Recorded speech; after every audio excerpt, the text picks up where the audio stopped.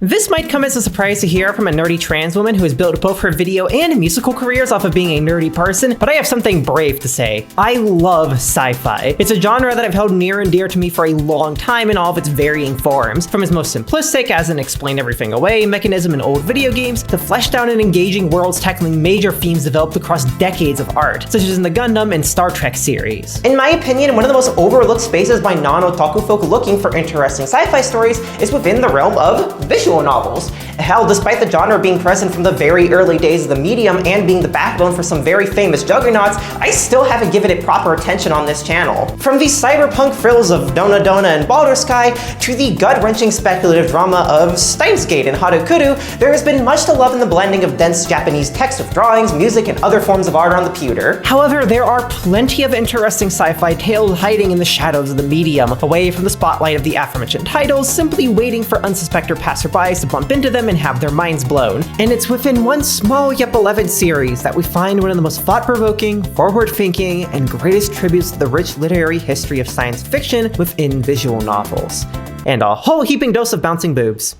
Released in 2015 for Windows exclusively in Japan with an Android port following 2 years later, Bishoujo Mangekyo Kamigatsukurita Mota Shoujo-tachi was developed by Omega Star and is the third main entry to the Bishoujo Mangekyo series. If you haven't seen my video on the first game and aren't familiar with it, it can best be described as an anthology series that pays tribute to various literary genres and pastiches with erotic twists, loosely tied together through a framing device involving an up-and-coming horror writer and a mysterious girl with a kaleidoscope that can peer into alternate realities. As much as I love the tiny excerpts with Natsuhiko and Renge, though, the real meat of the games are the narratives contained within the kaleidoscope. The first title, Noro Shoujo, gave us a play on gothic romances following the toxic yet endearing love between a pathetic desperate music teacher and his new student that turns out to be a bratty hungry vampire who's roamed the earth for hundreds of years. While it was primarily focused on delivering steamy erotica, which did, oh lord did it was also a fun satire of romance story tropes that provoked questions of what it is we're looking for within the genre, why it captivates us, and more broadly, how we define consent and love as individuals. If the first entry was steamy sex first and provocative subtext second, however, then the third, which I'll mainly be calling Kamimota from here on out, is the inverse, except with way more rich and explicit messaging. It makes clear from the beginning that it has its sights set to the skies, wishing to tell a clear, pointed, and rich sci-fi narrative inspired by writers like Karl Kipek, Arthur C. Clarke, and Philip K. Dick, while still keeping the sauce that made the series famous in the first place. And I would argue, and will, that it does a literal banging job at it. Kamimota follows the life of a genius scientist named Ryunosuke Kaminari, a humanitarian who hopes to rebuild what remains of the world and humanity after a war against robots in the mid-21st century eradicated almost every living creature. Now, using the last vestiges of the scientific and cultural resources of the old world preserved within a mysterious building known as the Tower, he plans to bioengineer a new breed of sunflower that could serve as fuel to breathe life into scattered artifacts of the old world and give the humans in the last known commune a fighting chance. However, as a lonely person isolated from the world in his youth, raised only by a child-rearing android called Mother, the youth struggles to find community with them and ends up bringing life back to two junked and newly repaired androids within the tower as conversation practice, Dorothy and Alice. Rather than being the submissive mates he hoped for, however, they turn out to be wholly autonomous beings, ones who challenge his beliefs on robots as beings to be subjugated by humans and lead to memories of his past flooding his dreams, revealing uncomfortable truths about him and what's become of the world.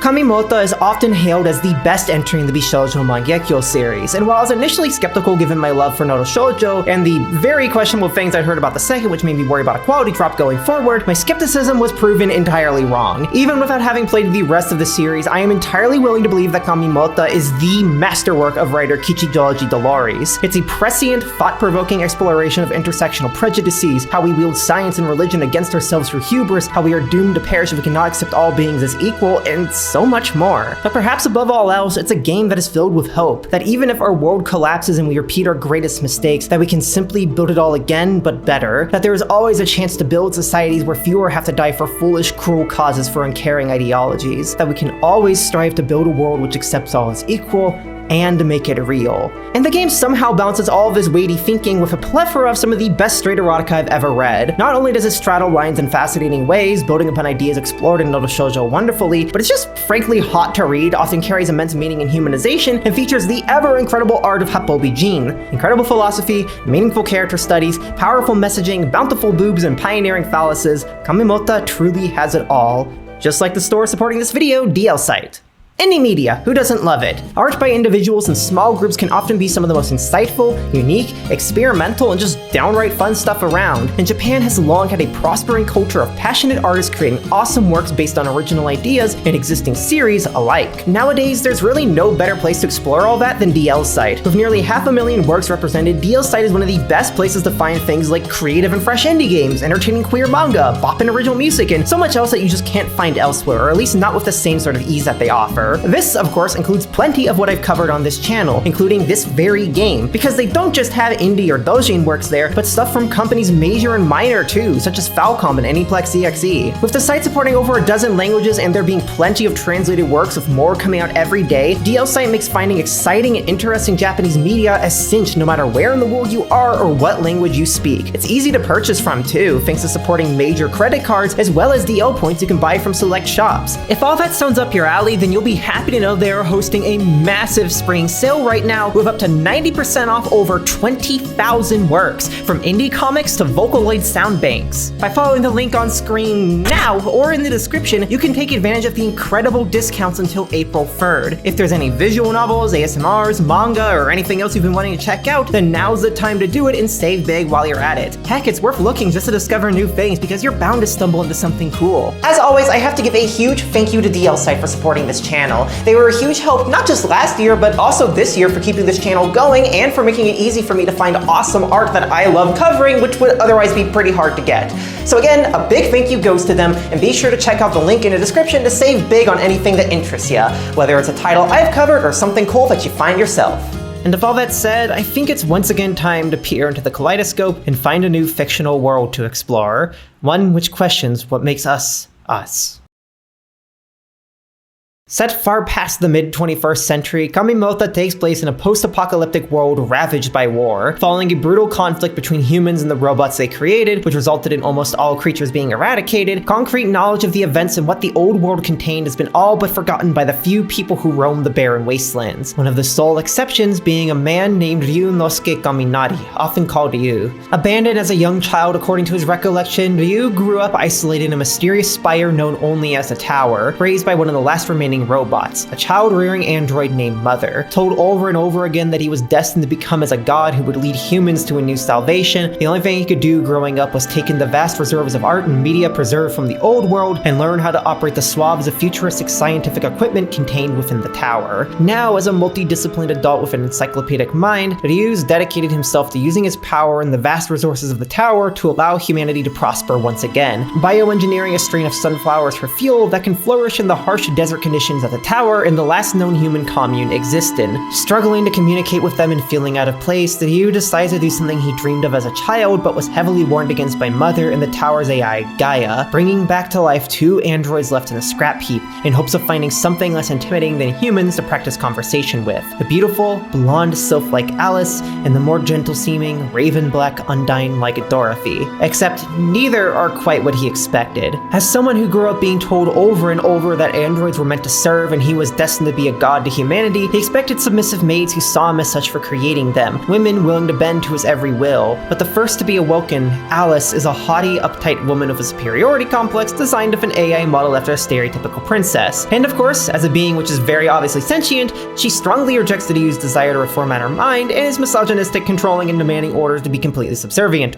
The tenuous and conflicting relationship of the two only grows more strained when Ryu, seeing Alice as a failure of her product, awakens Dorothy a few nights later, and finds in her something far closer to what he desired, something demure, serving, and level-headed. And yet, she too challenges Ryu's view of the world, sensing that there's more to his beliefs than mere egotism. As Dorothy and Alice struggle against their own feelings and ingrained biases, so too does Ryu begin to question himself and the world around him, whether he's truly the great philanthropic humanitarian he wants to be, and not the sad, lonely, confused person he truly is, desperate for control in his life over something he in truth wants to see as equals, as companions. All of this is only further compounded by dreams of his past coming back to haunt him, memories of Mother denying him a chance to go outside the tower and experience the world, his optimism for unity and connection between humans and robots being squandered, hints at a far grimmer history than he remembers, and the crushing solitude of isolation that he's never escaped. Can Ryu face himself and who he is in order to cherish those around him and save the Earth through science? What will become of Dorothy and Alice, trapped in a world with no one else like them, stuck with a man who sees them as lesser beings? Can the world truly be saved, or is it too far gone for there to be any hope? And just what happened all those years ago that led to humanity's extinction? The answer to it all lays only within the future, and the future is deeply uncertain. Unlike the simplified gothic past intruding on a modern future setting of Noto Shoujo, Kamimota features a brilliantly realized and constructed sci-fi world with a very peculiar setting, the post-apocalypse of a technologically advanced society ended by a robot takeover. While I love art that explores what a technological dystopia or utopia looks like and what the wars in them look like to reflect our own corrupt hellscape, I think there's also something fascinating about imagining what society would look like after the worst-case world-ending scenario. What remnants are left behind? What beliefs do people form around them? How is history remembered? What happens to an Earth desecrated by war and systems breakdowns? Because the picture painted of Earth sounds like one reminiscent of a less dystopian cyberpunk future and akin to some of what Karl Capek explored in his seminal work, RUR. The old world had near infinite resources, many forms of labor seemed to have been abolished, and technology advanced to astounding heights of hollow screens and deep learning AI brains that rivaled or even surpassed human intelligence. And yet there also seemed to be intense inequality and ever-present human follies that led to our own destruction, much of which ultimately has ended up erased from history. Kamimota paints what I feel is a grounded picture of what follows this. Vestiges of the past are still around everywhere, but hardly usable by people due to a lack of easy access to resources such as fuel. Religious beliefs are shaped by relics of the past, actual history has been all but forgotten, and the Earth itself has been damaged in a way that makes sustaining life difficult at best and nigh impossible at worst. The result is that humanity is barely hanging on by a thread, and curiosity has been replaced by fear and almost all due to a lack of accessible knowledge. This is embodied in the last known human commune, an eclectic hashed-together mix of various European architectural stylings inhabited by people of uncertain origins and with Western names, reflecting the syncretic Christianity almost everybody there follows. Core beliefs blend with evangelical cruelty, 15th century paranoia, and reformulations of scriptures based on mythologized versions of past events. People there are generally kind and even grow to like you, but there's a constant feeling of uncertainty, not helped by bouts of xenophobia and the suspiciously evil-looking Father Williamson, who conducts witch trials and sounds like a Drakengard character. Shut up, just let me kill children in peace. The only truly usable remnant that exists of the old world in its most prosperous time is the tower looming in the far distance. But given the superstitious and bigoted beliefs of the people in the commune, sharing its spoils would be a surefire recipe for exile and lynching for Ryu, not to mention the inability to sustainably transport anything. For Ryu, however, it's a bastion of hope, with boundless resources, incredible untapped knowledge, and scientific gizmos and gadgets. These two locations are where almost the entire game takes place, and I find the contrast between them fascinating, emblematic of a theme of science versus superstition, and how the two can influence each other and serve the same destructive means. Ergo, is the old world in its enlightened era really so different from the new world in its dark ages? If any character embodies the kinds of contrasts and conflicts present within the theming of the story, it's Ryunosuke, a self-proclaimed mad scientist, fanatic of old-world pop culture, and staunch humanitarian. He's seen by those who know him well as a lovable, if slightly awkward doofus working to better the world, even if they don't know exactly how he's accomplishing that great task. Despite his grandiose persona and desire to do good, however, he's deep down a lonely, scared, and confused person who grew up without much human contact, warned constantly by the android mother of the outside world being a dirty and violent place unfit for a young boy, unquote, in his youth. All of his verbosity and confidence is little more than a mask to hide his feelings of barely qualifying as a human, unable to connect with anyone except by studying and mimicking their behaviors, but even that feels hollow. The only pursuit he's ever felt truly confident in is that of the science he was forced to learn in his life. That isolation, difficulty of connecting, and self-hatred from feeling like a being othered from humanity fuels his narcissism and bigotry, most clearly manifesting in his rampant misogyny toward Dorothy and Alice, as well as his view of androids as inferior simply for being androids. It's a belief pushed onto him by Mother in his youth and now reinforced by the tower's AI management system, Gaia, both of whom wanted him to dedicate his life to being a human savior and stay away from androids, akin to forcing some sort of monomythical narrative onto him, which the game explores as something very damaging. The story being centered primarily from his perspective with the occasional cut to Dorothy or Alice to establish contrast gives the reader ample time to mull on and understand his contradictory feelings and behaviors. He's someone who yearns for deep and meaningful connection but believes it is out of reach and refuses to form it. He's someone who wants to love all as equal, but has been raised with bigoted beliefs he thinks are just how things are. The first act of the story is a deep and genuinely painful character study, exploring what makes somebody like this, how they hurt those around them in horrible ways, and how they can grow out of it, leading to empowering and hopeful second and third acts. But what is perhaps most poignantly captured with his character is how lonely it is to be a spiteful little bean brain, and even arguably how neurodivergency feeds into that isolation. It's not at all a stretch to read to you as autistic with his constant mulling on feeling unlike normal people, his socialization troubles and how he feels more comfortable around people who are just as odd as him, who, in the case of Dorothy at least, also feels very autistic. I found his hatred of himself for this and subsequent lashing out at others really relatable to my own struggles coming to terms with my neurodivergency and especially queerness. I think, like a lot of queer people raised in a bigoted society, I had a good portion of my life where I really struggled to understand my own identity. I feared and questioned not only my own, but that of others, struggling to maintain bonds with people who came out as gay or trans because I saw myself, my own rejected self, in them. Granted, I was never cruel to their face and certainly never did anything as awful as Ryu does in this game. Jesus Christ. But I didn't feel comfortable, which I have to iterate, that was entirely on me. That is nobody else's fault. But it was hard to feel comfortable having grown up hearing all sorts of rhetoric about how wrong and disgusting queer people were from the media. That rhetoric bounced around in my mind and conflicted not only with who I desired to be, but with my desire to bond with these people. I yearned for connection, but feared that connection. I wanted to be normal, yet no matter how hard I tried, I never felt as if I was able to connect with people. That certainly was not helped by being autistic and having no idea of it or how to cope with my own thought patterns. And so I swore it off as wrong both to myself and to others. I attempted to hide my quirks and eccentricities, hoping that nobody would think me as the odd one out, while I tried desperately to figure out how I'm supposed to talk to a clerk just trying to hand me my check. And yet, none of that eased the feeling of being different from others, from being inhuman simply from my difference. What ultimately broke me out of it was continuing to meet people who were earnestly themselves and talking with people who genuinely tried to challenge the beliefs I held, not seeing me as someone desiring to dismiss others, but deeply confused about themselves and the world and becoming a walking ball of pain because of it.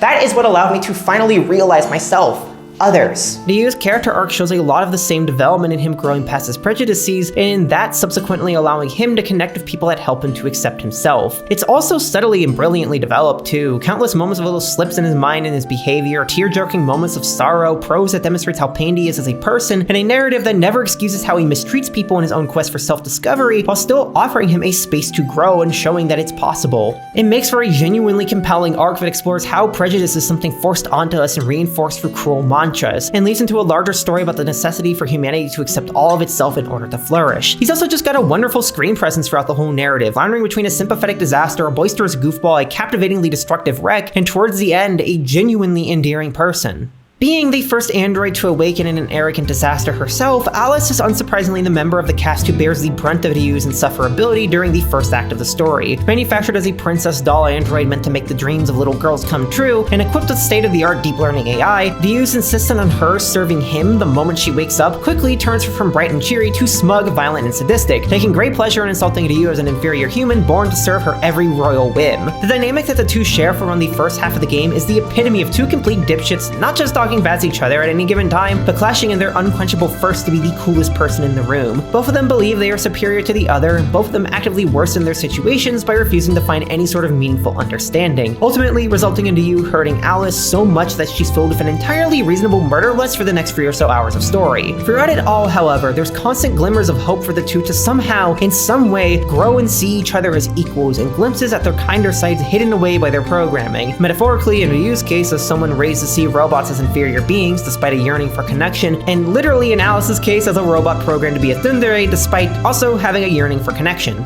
She's a fascinating parallel and contrast to Ryu that allows the work to explore a lot of interesting ideas, how the ways we're raised can result in us doing things contradictory to our own desires, how being denied power over your own life can lead one to try and obtain it in a way destructive to themselves and others, and how the laws of robotics give undue authority to humans over a theoretical sentient being of our own making. The last one of those I think is especially fascinating because it draws parallels to how laws in the real world can be created explicitly as a way of policing a population, denying them rights, and making them more exploitable, something which is currently happening now to trans people across the world, as has happened to minority groups across the world since time immemorial. As Vincent Godding and Kieran Tranter discuss in their article for the journal Law and Critique, the way we imagine law with regards to robots, especially sex robots, is reflective of this. The idea that androids styled as women could be used for sex runs deep in the teenage and male daydreams of science fiction. It is implicit in RUR, entirely explicit in the textual and screened replicant, and now in the emerging sex tech industry. It is therefore not surprising that there has developed a substantial theme within the robot law scholarship of sex bots and the legalities and ethics of allowing another vector for hyper-propertied heteronormative masculinity. What this means is that the human that a robot is consistently imagined through in popular culture and legal discourse is itself highly particular, less human, and in its dreams and nightmares of bodily distinct futures, much more the man. These ideas, and most particularly how feminine robots are simultaneously humanized and dehumanized through sex and control, gets explored further with Alice's character. And while I do feel like the first arc cuts her development a bit short, the way everything unfolds is ultimately fascinating and paves the way for a great second and third act, where Alice quickly becomes a lovable, empathetic, and captivating person. Bratty and arrogant, definitely, but in a way that's fun and playful rather than outright malicious, showing she never needed to fundamentally change herself in order to be good. I appreciate that Doree never goes for the angle of her being broken in, as is so common with Japanese erotica about bratty or uppity characters. In fact, this idea is actively contested with a plot beat of Ryu taking advantage of her, only further reinforcing and frankly further justifying her hatred of him. While I myself enjoy being a brat before being grand slam jammed onto the bed and admitting defeat, going this route would also go directly counter to the game's message of accepting people as they are and not needing to fit standards to still be people. Her nature as someone a bit smug and bratty is fine, unlike what Ryu initially believes and eventually comes to disagree with. There's no need for her to become a submissive maid in order to be worthwhile as a woman. Of the two heroines, however, Doree is without a doubt my absolute favorite. Unlike Alice with her arrogant royalty-like programming, Doree is the exact kind of maid service robot that Ryu had been wishing for. Reserved, quiet, obedient, docile, and with a collected level head. Except she is also extremely sharp-witted and intellectual, well aware of her situation and seemingly working to change it by constantly questioning Ryu on his ideals, often leading to him being unable to articulate what his beliefs actually are. I genuinely don't think there's enough words in the world to express how much I adore Doree as a character. Doree shows a mastery over subtle character development with her. Despite saying few things at any given time, every single sentence she speaks is imbued with so much meaning and implication about what she feels, requiring readers to read between the lines to understand her, something of which Ryu struggles with in great contrast to his time with Alice. Alice is an uncontrolled and rambunctious mess who only grows more out of touch with herself as Ryu treats her like garbage, and yet even if the emotions he displays brazenly aren't entirely honest, they are still very clear to Ryu and easy for him to play off of. Contrastingly, Doree always maintains a level of control over a situation in her expression, confusing Ryu and forcing him in the quiet reflection on himself. It makes everything following the halfway point or so of the game even more meaningful as Doree slowly grows out of her shell and begins to speak her mind more around Ryu and Alice. She is still a quiet and reserved person at her core who expresses little directly, but she allows more of her quirks and eccentricities to show up over time and well after Ryu has already come to terms with her being her. But what I find most fascinating is her seemingly contradictory behavior of accepting her conditions while also actively pushing against them. Even Alice criticizes her for this at multiple points, seeing her as merely a doll despite her obvious rebellion. Why exactly this clicked so well didn't quite become clear to me until I did my usual complimentary book reading for these videos, and I worked my way through Elizabeth Guinway's book on theming in Latin American robot and zombie literature. Within it, Guinway regularly calls to what Ecuadorian Mexican philosopher Bolivar Echeverria described as the Baroque ethos.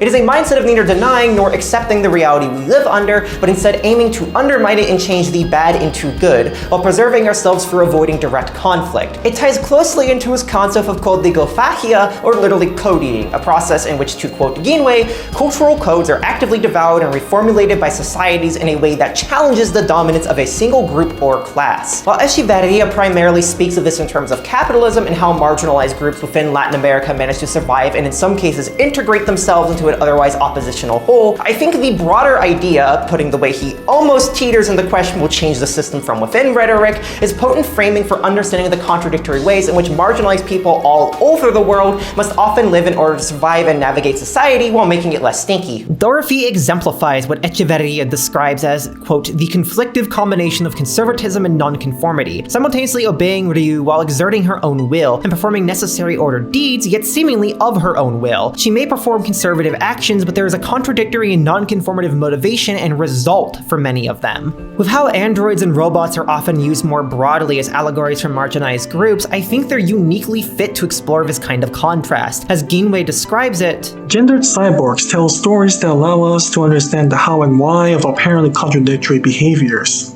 focusing on people who do not conform to sense of modernity because they do not benefit directly from them, but rather choose to adapt them to their needs in order to survive. The broadness of this metaphor allows it to be evergreen for discussing marginalized groups, and speaking as a trans person, I found it immensely fascinating for how it in some ways mirrors the contradictory nature of our existence within many modern societies. We are demanded to conform to standards we don't necessarily desire, and yet our very nature proves those standards to be constructs, and so we devour and reform them. How gender and sex are conceived are perfect examples of this. I may perform femininity in ways vaguely aligned to social codes, but it's hardly out of desire to follow them. I pay no heed to what genitals I should have, how I should dress to appease men and those with power, how I should wear makeup if any, and so forth. How I use these codes is often contradictory in subtle ways to how they should be followed. Many trans women devour the codes of femininity, take what appeals to us, and discard the rest. We develop new ones that advocate for freedom of expression and force people to question why they believe the default is the default. I would not call Kamimota a trans or queer narrative by any means, at least not in the sense of being explicitly queer. Not least because Doree is kind of a fucking coward and didn't even give Alice or Dorothy a girl cock in a single scene despite androids being perfectly fit for that kind of modifiability. I mean, what the fuck? That's kind of a crime. This is unacceptable. But it is explicitly a narrative about social prejudice and outsiders, and Dorothy's embodiment of the Baroque ethos and Kochiko Hahia made her immediately relatable to me, and also her way of expressing emotions and other quirks made her feel very relatable as an autistic woman. While the rest of the cast doesn't get quite as much fleshing out as the two main heroines into you, given that they are the focus of this title any which way you cut it, that doesn't mean any of them feel undercooked or bland. Doree instills every single side character with a vibrant, unique, and engaging personality and flair that makes them all feel distinct and memorable no matter how little screen time they're actually given. Putting my actual favorite aside due to major spoilers, my second would probably be Gaia, the artificial intelligence that manages the tower and tries to act as something like an advisor to the U, while giving advice and encouragement that feels like it's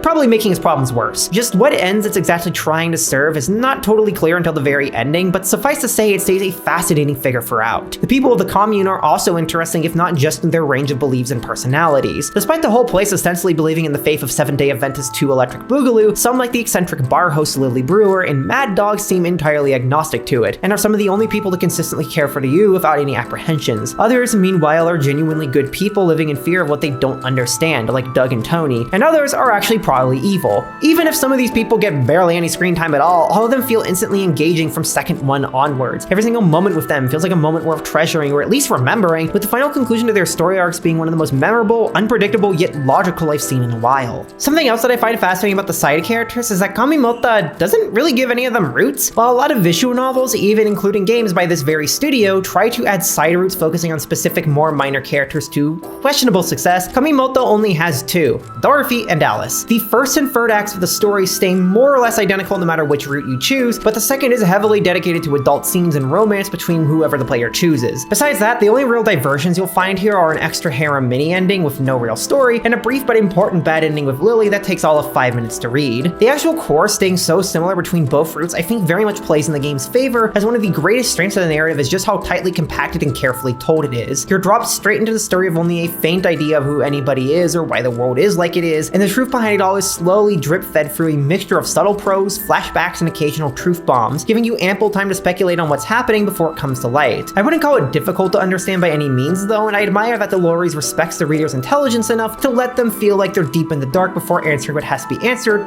just to get them to think rather than consume. By having the core of the story be linear, it allows us to prosper without the risk of story development being spread across paths with wild variations in quality. To put it simply, I think Kamimota does a good job bridging the gap between linear and non-linear VN game design, similar to the previously covered Atlek Naka. The core of the plot stays the same, but you can still affect it in a myriad of ways that ultimately make player agency meaningful, both with minor choices that allow you to see some variations on scenes, and with the very horny second act. In my video on the original Bishoujo Mangekyo, I lavished immense praise on series writer Kichidoji Doree for their incredible talent with making meaningful, engaging, and erotic smut. How practically all the fascinating concepts that the game explored on a thematic level came from how every scene was imbued with some sort of subtle reflection of the nature of the characters and their goofy, arrogant romance. Kamimota fittingly then follows in the footsteps of the original and uses its adult scenes to explore some of the same narrative ideas as before, just within a new context. How sex can be both a form of mutual pleasure and a demonstration of brutal power, and how it can be something which both fosters bonds and dehumanization and reinforces dehumanization. The very first adult scene in the game is more or less the uncomfortable reality of sentient sex robots made manifest. Ryu using the laws of robotics and the programming of Alice against her to force her body into giving him what he desires, what he feels he is owed as her, quote, owner, while she rejects it all the entire time. It's a scene that establishes a desire to use these adult scenes to explore often underdeveloped ideas in sci-fi narratives, a desire which is carried all throughout the game. From Alice trying to gain power over Ryu by doing the same act back to him, and Dorothy consistently taking consensual control over Ryu's pleasure much to his surprise, to a bad ending with Lily that bluntly spells out the themes regarding prejudice and dehumanization of robots as a metaphor for general bigotry, there's a lot to be gleaned from the adult scenes here, and I will continue to do so in the spoiler segment. But what's important to note is that all of this is still written in such a way as to clearly function as erotica for those who find the fantasies presented enjoyable. And since it's a somewhat difficult and challenging topic to discuss given the non-con precedents some of them, I'm going to once again recommend watching my video on the original Bisoujo Mangekyo where I discuss exactly that at length. Instead, I want to talk about my broader thoughts on the erotica here because holy goddamn shit Dolores was cooking. This game has so many wildly creative and entertaining things in it, playing with a ton of common scenarios and tropes in fun ways that show new sides of each character. You have your typical dominant guy and submissive gal copulating scenes, sure, but you also have femdom of both gentle and intense varieties, crazy creative exhibitionism scenarios, a heaping of group play that can be both hilarious and absurdly hot, fucking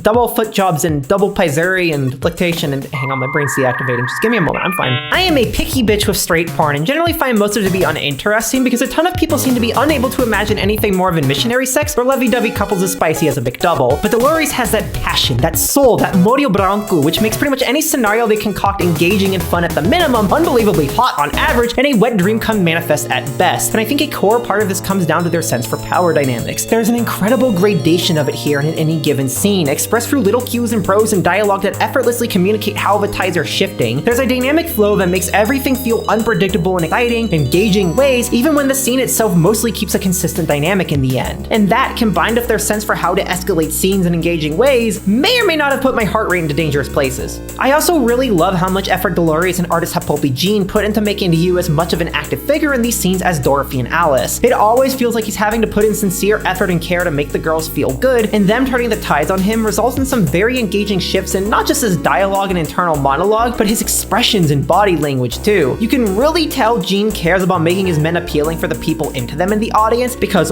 holy fuck is Ryu is every bit as hot as the girls. It should also go without saying that Dolores' general writing talents, not just in erotica, are something to be admired. I've gushed about how evocative Ryu's monologuing is for his character, but that's really a general quality of the writing. The prose is incredible at building up the world and surroundings in ways that keep you wanting to learn more, drip-feeding you observations and facts in a way that's strongly reminiscent of classic sci-fi literature. I think the greatest compliment that I can give is that it left me fiending for more, and knowing that the anthology structure of the series means I won't get much of any, it had me dreaming about what I read, leading me to make conclusions I didn't during my initial read and coming to new conclusions well after I completed it. It made me want to read everything that inspired it in hopes of learning. I wish I could know everything there is to know about this world, and the fact I can't makes me love it even more. The dialogue as well shows a powerful command over crafting unique and distinct character voices without just relying on different levels of formality. Even without the name tags, you could instantly identify who's who simply by the wording they use, the tone of their speech, and little mannerisms, with lots of character building present within what isn't said by them too. But perhaps the most noted thing about the game's writing is the abundance of references. When I first heard about that, it made me a little bit skeptical about what I was getting into, especially since I once saw somebody say that Ryu's musings reminded them of Rick from Rick and Morty, which is as complimentary as a moldy burger is appetizing. I am happy to report, however, that this game is nothing like Rick and Morty, and Ryu's use of cultural references is actually pretty compelling. Having grown up isolated from humanity more or less by force and spent his entire childhood rapidly consuming art and media from the old world, it makes sense from a character standpoint that he would constantly be going, "This is just like Boss Baby" at everything that happens. Or sometimes he quotes Karl Marx, because apparently porn is woke now.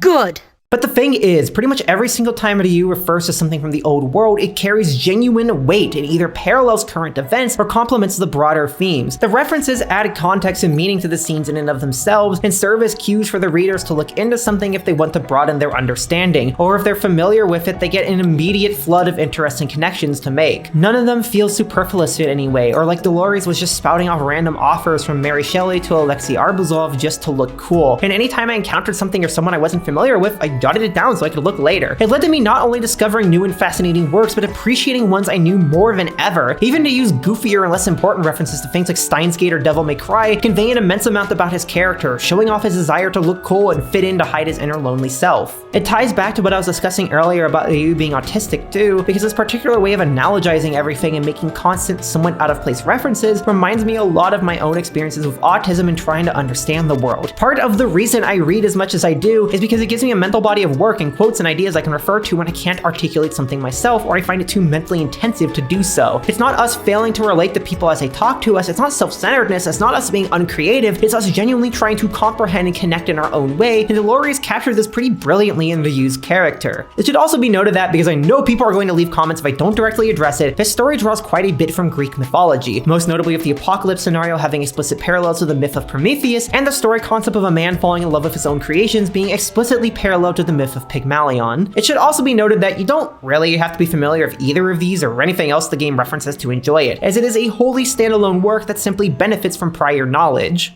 While I've been lavishing Doree with praise this whole video for their writing chops, Kamimoto was in no way a one-person show of a title. The game had a fairly substantial team of over 15 very talented people, with one of the most key to realizing the project being Happobi Jin. It's a name fans of the channel might recognize for how much I've gushed over his artwork in the past, most particularly in my video on the original Bishoujo Mangekyo, and pretty much everything I said there applies here, including the fashion. Holy hell, this game has style. Each and every single character design oozes charm, with Doree being the standout for me. I love her initial maid outfit for how it's far more reserved than you typically see in anime, and her absolutely gorgeous casual outfit feels like something straight out of a doll fashion catalog. Both do an incredible job at showing off her adorable bob hair adorned with a gray rose and her charming eyes. Just an all-around absolutely banger design for a banger character of banger fashion that I want to cop for myself. Alice as well is absolutely wonderful, particularly just in how expressive she is and how creative Jean gets with those expressions and her body language and various standing sprites. Plus her fashion sense is charming in its dorkiness, with her casual outfit making her look like a royal cowboy princess. I don't know what's happening here, but I like it. I also like her swimsuit, but that might be the more primordial part of my brain talking. Same as with Ryu, I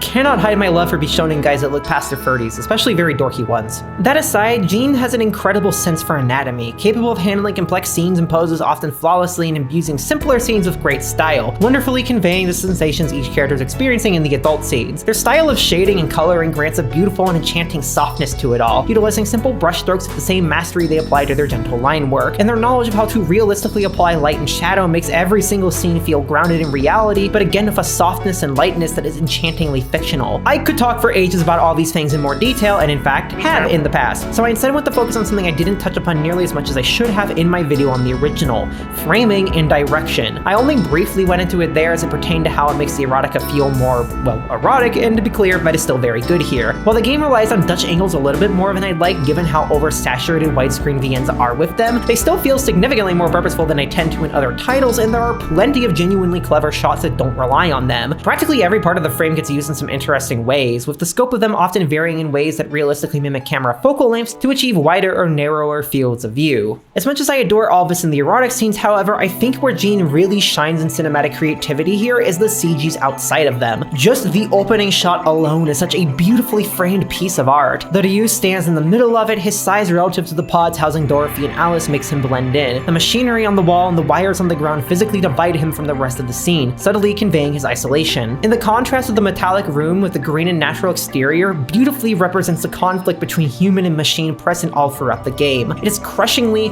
painfully lonely, and yet there is still light and hope. It's a haunting, gorgeous, and evocative shot that tells you everything you need to know about the tone of the game. Contrasts of pain and joy, despair and hope, isolation and connection, construct and nature, further amplified by Ryu's own wistful monologuing over his past and hopes for the future. And while there aren't many full CGs like this outside of the adult scenes, the game makes constant usage of manga-like cut-ins to fill the gap so perfectly that I honestly can't say I'm at all plussed. I also want to take a moment to appreciate the effort Jean put into making sure that Ryu was visible in so many scenes from the very start of the game. I rant all the time about faceless, bland male protagonists on this channel, so you cannot believe the joy I felt when this was the first shot I saw upon starting the story, and at how often Jean features them in CGs going forward, as mentioned before. The scripting and directing staff, which includes the director of every title in the series, Dokudo Rinne, really did a remarkable job implementing all of these different art assets and making them come to life. The way scenes transition is always smooth and coherent, with clear breaks in the story provided by anime-like eye catches, sprites are full of motion and expression that's always welcome in the genre, and there's liberal usage of effects like depth of field and speed lines without ever feeling cheesy or overwhelming. And of course, the game features animation like the series is known for, with a significant step up in quality from the first title. It can still look a bit odd from time to time, but it's nevertheless wonderful. Hell, there's even actual, proper, hand-drawn 2D animation on the title screen and during some transitions between scenes in the tower and the commune, something I don't think I've ever seen during gameplay in a VN before. All of this is powered by the engine Qli, as is the the rest of the Bishoujo Mangekyo series. And like I discussed in my video on the original game, it's genuinely one of the best I've had the pleasure of using.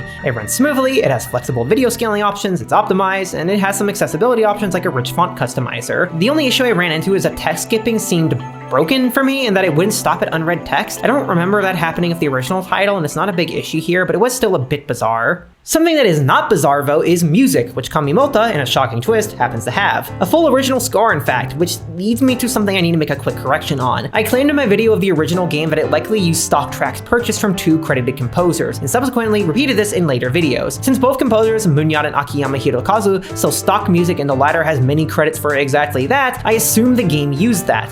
Plus, I found a tweet where Akiyama said they offered up around 10 of the game's 15 tracks. Also, it's never gotten a soundtrack release, which is characteristic of games using stock music for obvious reasons. While I was doing research for this video, however, I decided to check Akiyama's Twitter again and realized I completely missed a tweet where they talked about working on music from the series from the start. So the actual answer is that Omega Star was probably always commissioning full original scores. Hopefully by acknowledging this all now, I can set the record somewhat straight because it's entirely my fault for glancing over and spreading misinformation.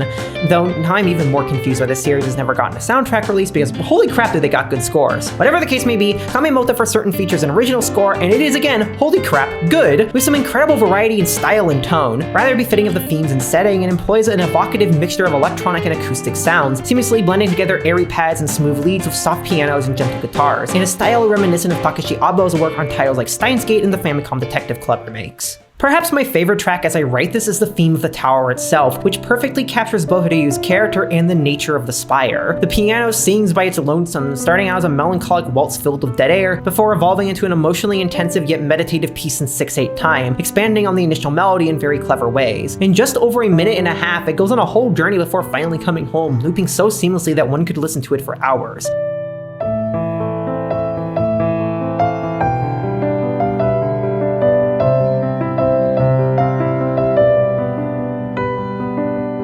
I had to specify that it's only my favorite right now though, because it's kind of hard to choose from the over 30 present, plus the iconic ending theme first established in the original entry. From the somber yet hopeful title theme Genesis to the cheery and charming swing and Picnic, from the JRPG town vibes of Forget Your Worries to the sleazy synth tones of Sweetest Sin, the score always feels fitting and at no point grows tiresome. It also has one track that sounds like We Have Umineko Golden Sneer at Home, which I think is just really funny. Respect also has to be paid to the voice acting here, especially given the sheer scope of the casting. While it's common for visual novels to leave their protagonists and many side characters unvoiced, Kamimota gives even the unnamed villagers professional quality VA. Sure, Ryu isn't voiced, much to my sexually frustrated desire to hear fictional men moan, but the game more or less makes up for that through everything else. Alice's voice actress in particular, Akane Sanada, puts on an amazing performance that I did not expect from her, since all the characters I know from her are nothing like Alice. She captures that kind of bratty, uptight, arrogant energy perfectly, ending half of her sentences with a vocal fry that induces something funny in my brain, and inflecting her speech with just the right pitch fluctuations to also do funny things to my neurons. Dorothy's casting came to a shock to me as well, since Ryoko Tezuka, like Akane, also isn't someone I know for the given role, but maybe it's for that reason that she really went above and beyond, with her performance being a huge part of why Dorothy has as much subtle characterization as she does. There were multiple points I slowed down just to hear her read out a line and pay attention to inflections, where she sighed, how she hesitates. You can almost hear Dorothy's body language through her performance, and that is something I can't say about many performances. The rest of the voice cast really isn't slacking either. All of the men cast to play side roles like the bartender Mad Dog or the priest Williamson put on rich and powerful shows that bring their characters to life, and they managed to bring in industry vets like Fujimoto Noriko and Mizusawa Kei for Lily and Gaia respectively. The latter you might know as Minakami Yuki in Tsubehebe or Kusakabe Asako in Grisaya. All of these different aspects, the brilliant writing, the mind-blowing adult scenes, the incredible artwork, and the stunning audio combine to form one memorable and powerful package that comes together as one of the most interesting sci-fi stories I've read in a long time. And to explore that deeper, I'm finally going to be getting into spoilers. If you want to go into this game knowing nothing beyond what I've mentioned, then skip ahead to the end segment where I put all my thoughts together and give a final verdict. But not before sticking around for this Patreon segment where I thank all the donors who make this possible, give live and channel updates, and shout out cool people that you should watch. Hello everybody and welcome to the good old Patreon segment. It's that part of the video where I give life updates, channel updates, thank the people who make these videos possible, and shout out cool folks that you should check out. And for the first of those, I'm gonna be honest, man, I don't know what to say except 2025 has blown so far. I didn't have very high expectations for it, and yet it's somehow gotten almost unfathomably ridiculous. At least I got my husband and the sunny weather here, even if 35 degrees Celsius isn't what I'd call cozy. We do have air conditioners though, so we're surviving. At least things of the channel have been really nice, with the I My Misto video doing incredible. Like, genuinely, I didn't think it would go super far due to how niche the game is and how many of my queer-centric videos in the last year or so have been struggling, but it's become my most successful video in a 2-week launch period by a ridiculous margin, almost 6,000 views. Thank you everyone, seriously, especially those of you who chose to pledge and donate. The slight boost in income has seriously helped since I got slammed with an unexpected $300 tax bill from my old city in Ohio just for living there for 4 months, as well as my dental surgery being a bit more complicated than expected. But hey, I don't have any wisdom teeth anymore, and it sure feels good not to have migraines every other day. And to say thanks to the community that makes not having migraines every other day possible, I'd like to take a moment as always to shout out cool things that you should check out. There's going to be one this time around since there's plenty of Patreon Q&As to answer for this video, but it's a really cool single thing, I promise. And if you'd like a chance to be shouted out in the future, or have something you want me to possibly give a highlight to, then feel free to reach me by Blue Sky, Tumblr, Patreon DMs, or even my email, and let me know what you're up to or what you want me to see someone else is up to. I am always happy to see cool new things and give them the love they deserve.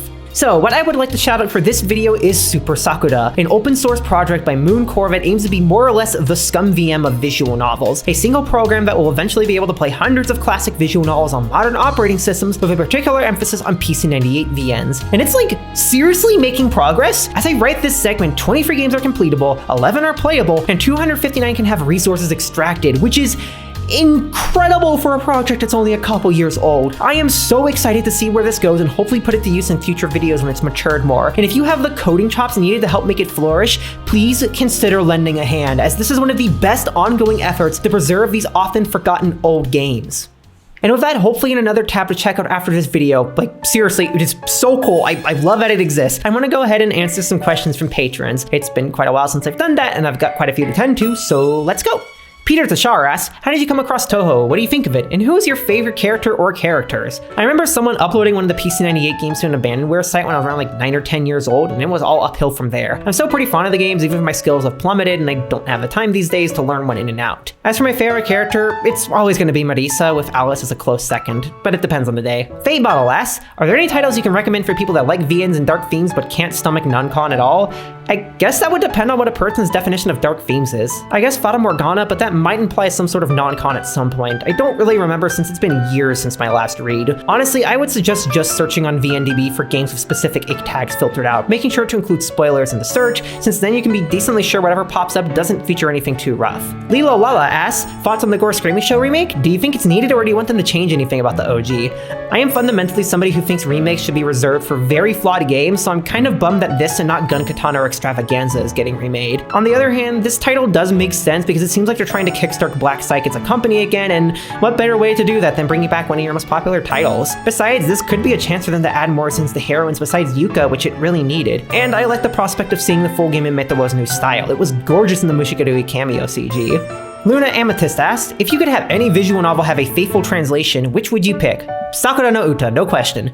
Andy F asked, any words, saying, expressions you've picked up while learning Japanese that you wish had an English counterpart? Gatsupozu, just so translators could finally stop suffering whenever they see those cursed emoji. Eigo Smairu is also extremely good, and none of the English equivalents have the same ring. Ellie C asked, here's a fun one. You want a lifetime supply of free items. One is a snack, one a baked good, and one a candy. Which are they? Baljic Geijo, cinnamon rolls, and Werther's Originals. Really channeling old lady energy today, I guess. Leo Hochberg asked, do you watch classic anime? If so, which classic anime is your favorite? I'm gonna define classic as up to but not including the 90s since that makes sense in my head, so in that case, Angel's Egg. If we include the 90s, it's Pat Labor 2. If I can't do movies, then it's probably Gunbuster. Alrighty then, with all that said, I think it's time to start closing this segment out. I again want to thank the patrons and coffee donors that make this possible. If it weren't for y'all, I couldn't do this as my full-time job, and I wouldn't be able to make these videos of as much creative freedom as I do. My channel at no point has been monetized with YouTube due to their policies, and whether I wish I could monetize or not, it's gonna stay that way for a long time, so every single dollar given means the world to me. And if you'd like to be a part of that, see videos without the funny cowardly advertiser bars, often watch them early, get monthly updates, suggest games to cover, have your name on the side of the screen with these cool folks, ask me questions, and other neat things, then consider pledging as little as $1 a month by Patreon or Ko-fi. All content is accessible by all amounts, so pay what you want, if you want, and enjoy what's on offer. And if you'd prefer to keep watching without donating, that's okay too. Simply watching, liking, subscribing, commenting, and especially sharing these videos around with friends and in communities is a huge part of what makes this possible. So again, thank you all so much, and let's get back to the show. As I see it, every concept in Kamimota builds off of one core thematic idea: what does it mean to be a human? Though the game explores it through a sci-fi context as part of an internal debate over how we should define theoretical sentient machine life, the machine life part of it is pretty much just the beginning, as what the game is truly invested in is exploring how humanity is given and taken freely as needed to justify bigotry and violence against an omnipresent other. This idea is hinted at from the very start, with the opening half hour showing Ryunosuke struggling to reconcile both his conflicting feelings about robots as people he wishes to connect to and servants like he was told as a youth, and to conceptualize himself as a person egged on by his struggles to find acceptance within the commune, where people aren't quite trusting or easy for him to converse with. Perhaps the person he relates to the most of them all is a man who dwells in a desert known only as the Boogeyman, feared by the village for his body yet seemingly kind at heart. Things begin to change one fateful day, however, when Ryu, against the wishes of Gaia, the Tower AI, decides to finally awaken the first of 2 repaired androids that he's held in storage, Alice. Having failed to wipe her stock memory set by the Fantasian Corporation, however, she is not the docile maid he wanted, but rather a haughty princess robot with a superiority complex, happy to butt heads with Ryu and even threaten murder until he calls on the free laws of robotics to forcibly restrain her. Eventually, the two apprehensively reach a compromise. Ryu will give her clothes and attention like she desires, and Alice will act as a maid against her better judgment, beginning a few days of tenuous peace and something approximating bonding. Alice berates and belittles Ryu, but still clearly shows a desire to connect, and Ryu finds himself being endeared to her quirks and loud personality, even in spite of her rather justified brattiness. While he'd much prefer to just reset her memory and erase her haughtiness from her, there's also no way to get something that advanced to cooperate with something tantamount to brainwashing, which immediately begs the question: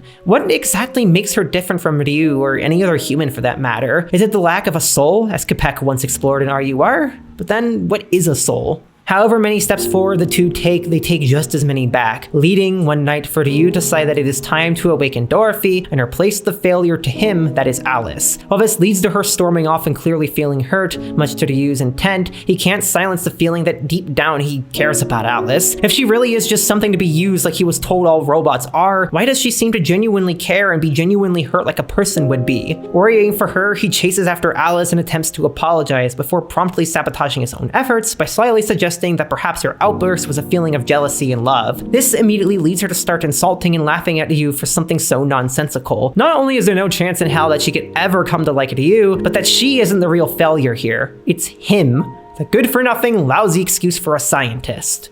And it's this insult to his skills, to the only thing he's ever truly seen himself as capable of doing, that leads him to snap. If she can freely hurt him, then why should he try to hold himself back at all? Why shouldn't he use her programming against her to force her into submission and obey his every whim? After all, she has no heart, so how she could even be hurt by this? He's more than confident she'll fall in love with him by the end, too.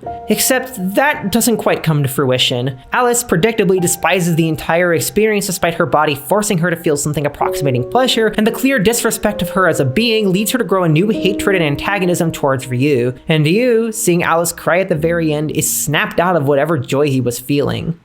I've truncated a lot of slow development from these 2 opening hours of story because, on top of my videos not intending to be summary, I wanted to focus on a specific thread I found interesting: the way in which Ryu's rhetoric around artificial life as less than human is mixed with misogyny, in order to show how different forms of dehumanizing and objectifying bigotries are interlinked. This is particularly apparent in how he regularly downplays Alice's emotions. While the narrative framing treats Alice as someone responding appropriately to her situation, albeit in massively exaggerated ways that at times make her situation worse, Ryu talks about Alice's emotions as mere fake programming, and hysteria, the last of which is an explicitly misogynistic term that he uses. Women's emotions as lesser or exaggerations is an extremely common crude stereotype that's been present for about as long as we had patriarchy as part of the larger ideology of keeping women down and having a single group on top. Because patriarchy is hierarchical, and hierarchical systems need tiers of beings to function. If men designate themselves as the leaders, then it must follow that women and everything else is lower, and pseudo-rationale needs to be created in order to sustain this. Whether Sir John Patriarchy II designed this intentionally thousands of years ago or happenstance took place, emotions have been caught up in this.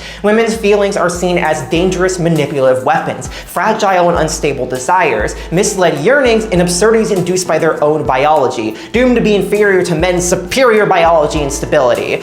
This in turn, or maybe the other way around, or some other combination of things, leads to visible emotions and deeper connections to be seen as feminine, socially punishing men for any emotional availability and reinforcing strength and violence as their only forms of connection and growth in the world. Subsequently, actual earnest human connections are seen as unvaluable, lesser, frivolous. What I find interesting then is that Kamimota pretty explicitly connects this to literal dehumanization, a position that is oddly controversial in feminist spaces. While some scholars treat misogyny, dehumanization, and objectification as interlinked, others, such as Kate Mann and the historically important but ultimately insufferable sex-negative crank Andrea Dworkin, argue there is an important distinction between objectification and dehumanization, and that misogyny can only ever result in objectification. Kate in particular expressed in an interview that, quote, "It's not that we misperceive what women are, it's that we have a mistaken moral ideology of what women are for," unquote. However, I don't find this particularly convincing, if not least because, as we see in Kamimota, misogyny can at the very least serve as a companion to and exacerbator of dehumanization. Such is how it often functions in an intersectionalist lens. Misogyny blends with racism, homophobia, transphobia, xenophobia, and so forth, and in itself can dehumanize, which Felipe Amelie explores in a paper on this subject.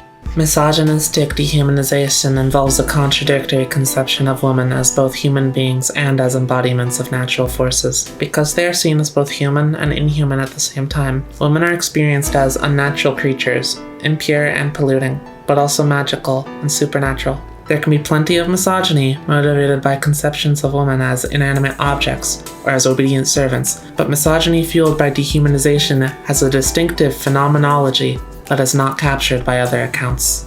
In my reading of the game, this is what we see happening here. Ryu seamlessly integrates this general disregard for Alice's feelings with explicitly othering statements. She has no heart, she cannot truly be hurt, she is innately different, and so forth. Some of the statements he makes not only apply to misogynistic views or othering views, but both simultaneously as these discriminatory mechanisms are intertwined. It is what ultimately allows Ryu in his mind to justify sexually assaulting her. Because she is unruly and defiant, she must be forced in knowing her place as the subjugatable being that is a woman and a machine. It is misogyny based on the idea of women as submissive that simultaneously asserts her as a human to exploit and feeds into the image of her as a lesser being which can be exploited. This plot point to me is one of the most important things that Kamimota explores, because I feel like if we want to understand why people objectify and dehumanize, if we want to be able to change it, then we need to understand how it propagates, how it conflicts with the core human desire and need to connect with others, and how it leads people to do horrible things that might be contradictory to what they want because they feel they must, because it's what they've been taught. And we have to be able to do all of this without demonizing these people as incomprehensible beings, because as the story soon shows, there are reasons why people become like this.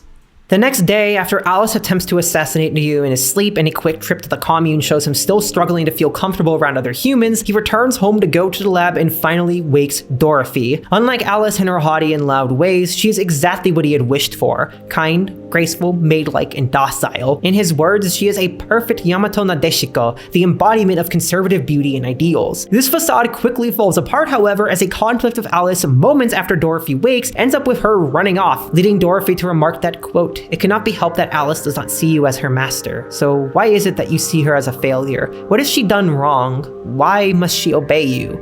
Though Ryu attempts to answer it, he can't do anything but mutter out incoherent statements that they're maids, they're robots, they must obey. That's how it is because he said so.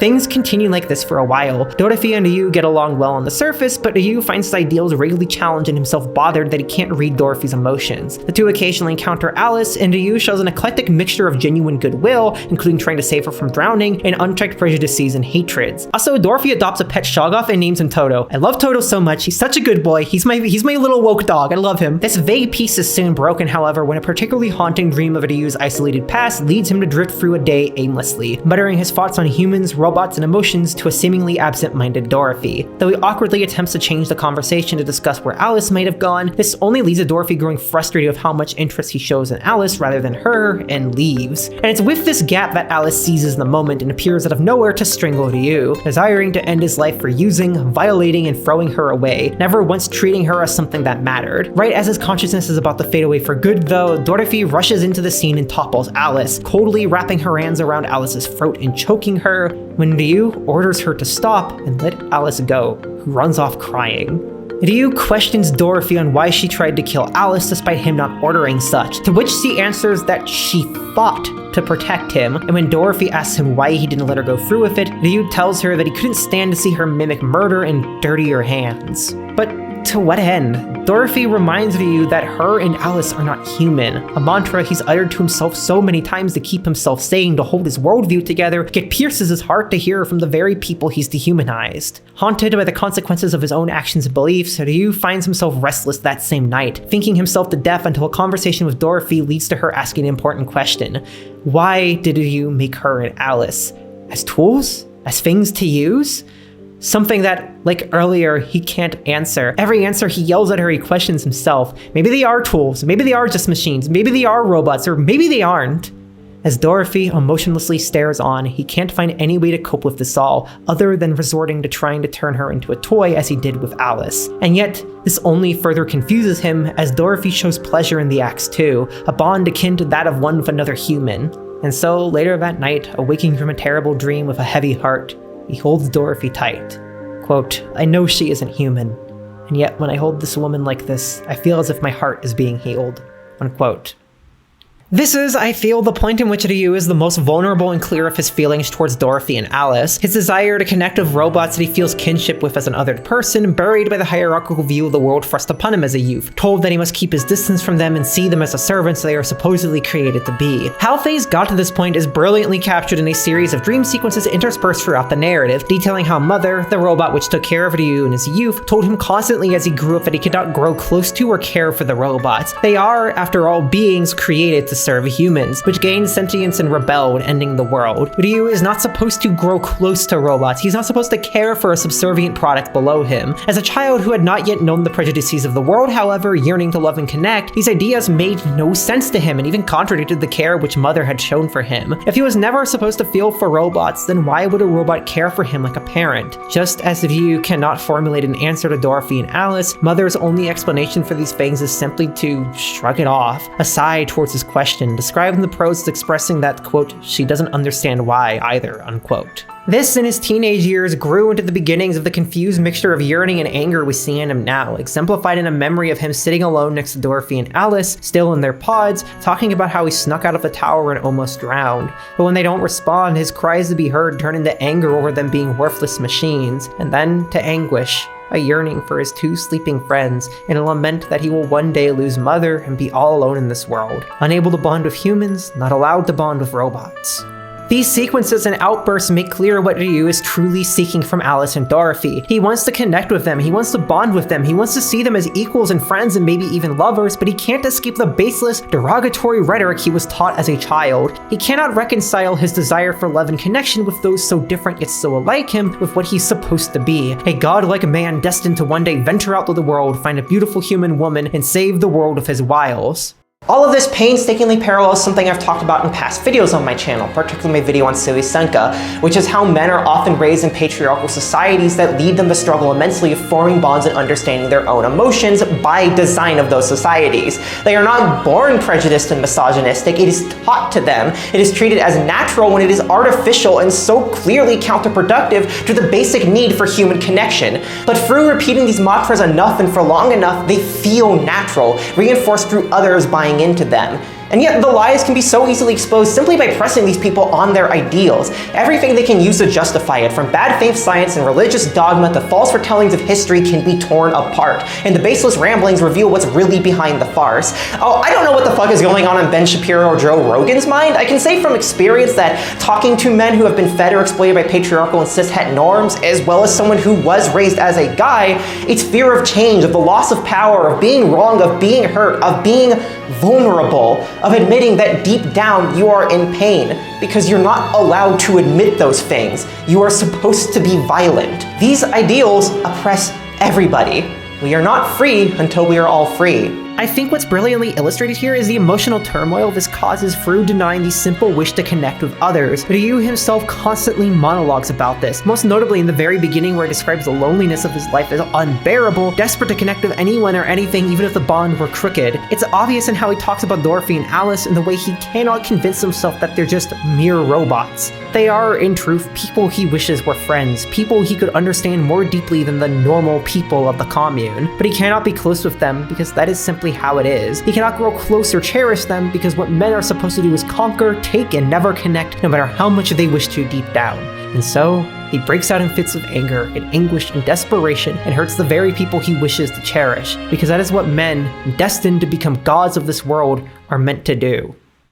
With Alice seemingly out of the picture, there's little for Ryu and Doree to do other than continue moving through the days and tend to his project of bioengineering sunflowers, a trip to the pasture showing a conversation between Doree and Ryu that helps her to see a more honest side of him, as he openly talks about his desire to do good for humanity simply to do good for them, even those he dislikes, such as Alice. Upon trying to return home, the two's horse-drawn carriage collapses in the middle of the desert due to her rigging it in the morning, and while he initially ties her up when he spots her as punishment, her asking to be released results in him not laughing at her and continuing the charade, but actually doing so. While he won't be honest about why he did this, Doree steps in to say that it is because deep down he is a kind person, because he felt bad for Alice and now realized he can't do this to her. Though she rightfully storms off when Ryu suggests that he'd welcome her if she were to be more docile, Ryu can't deny that inside he wishes Alice would come back, even if she were just as bratty and disobedient as always. He can't bring himself to be honest with his feelings and drop the grandiose, absurd persona he always puts on, the image of himself he feels he has to project. Alice, likewise,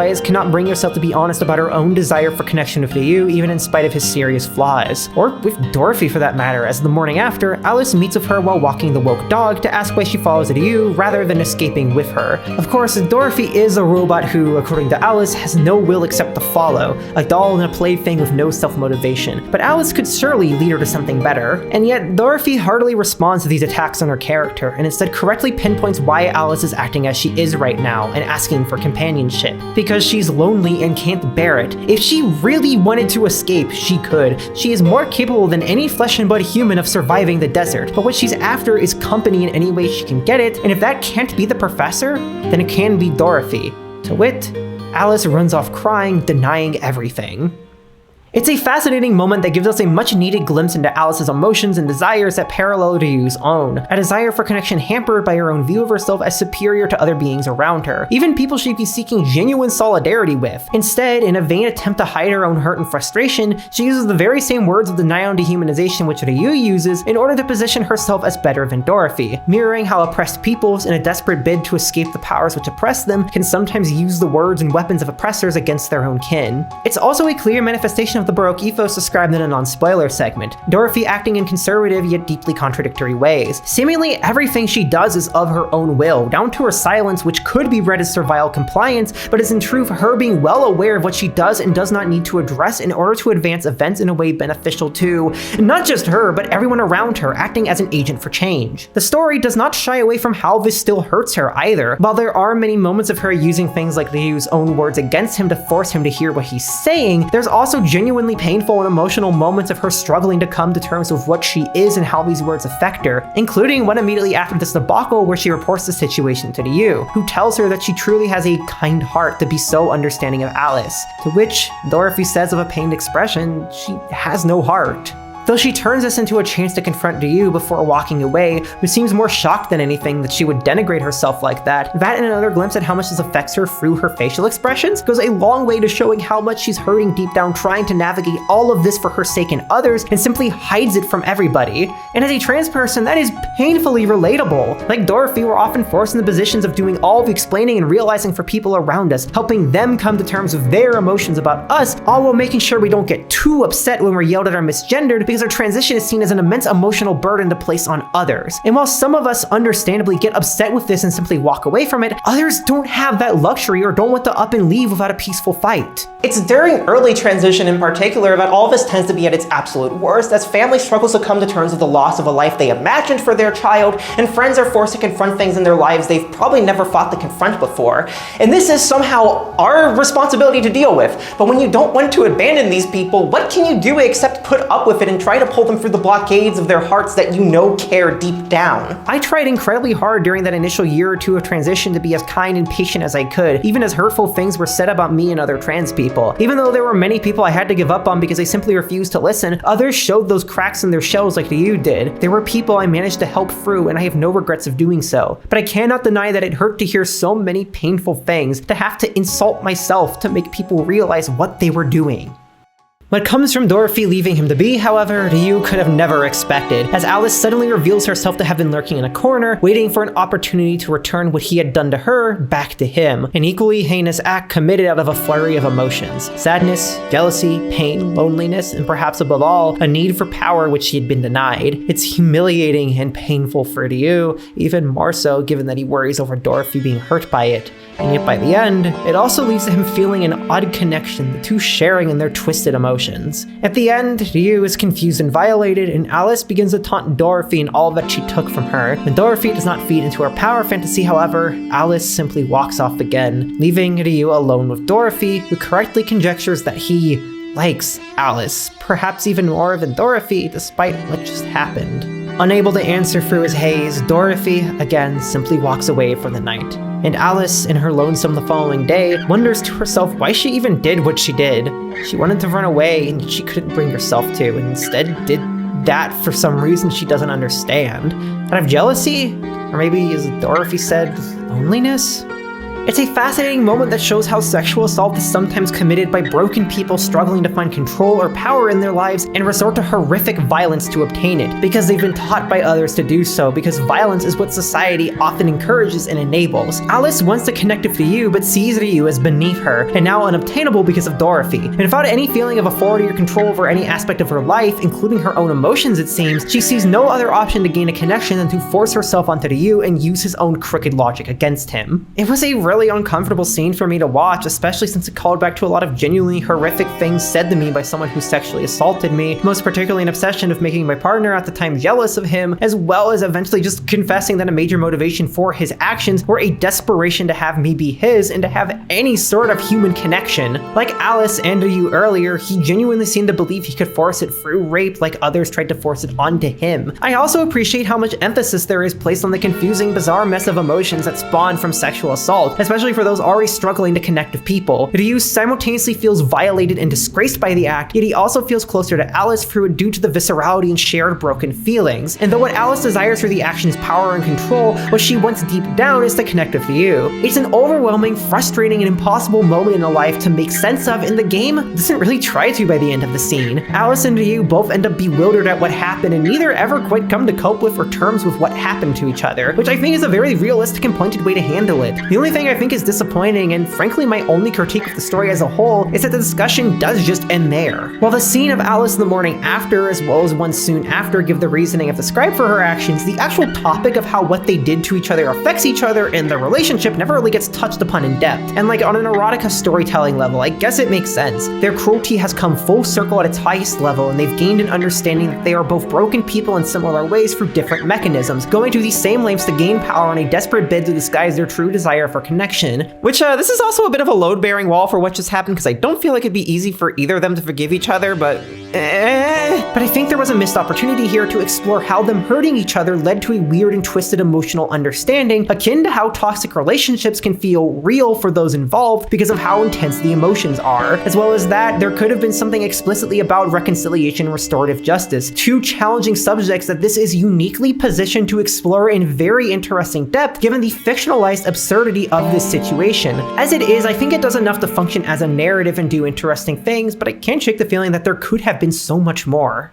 Despite my gripes though, things really start to ramp up from here. After Alice gets spotted walking about the tower a day later, she gets confronted by Doree and Ryu about her motivations, when things suddenly shift in an unexpected direction, with the appearance of Gaia, or more formally, the tower's management and ethics system, ENIAC 2047. Having watched all of this unfold, Gaia concludes that Ryu has become too familiar with the robots and they've distracted him from his goal of saving humanity. He had always been too familiar with them, going as far as to cry for Mother when she broke down as if she was really a person. To Gaia, the robots have been little more of an unchecked bad influence and must be eliminated. Something which it damn near accomplishes through laser-equipped tendrils, only stopped by Doree thinking quickly and launching a rod straight into its central system. Rather than being angered, however, Gaia is more confused than anything else. Why did Doree and Alice attempt to evade death? They can't truly die, yet Alice in particular showed intense fear of termination, and Doree chose to save her because she sensed that Ryu wanted that from her. And correctly so, at that. This surprising display of will, self-consciousness, and self-preservation, mixed with Ryu's own present affection for them, leads Gaia to accept defeat, but not before warning Ryu to remember what the robots wrought upon humanity. The war in the old world which ended everything, waged by machines which found hearts and became disheartened and fought for the freedom of will. To Gaia, Ryu becoming too accustomed to them will only lead to him suffering when they inevitably rebel against humanity again,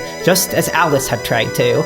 As Gaia sees things, quote, "This world has no need for human-like androids."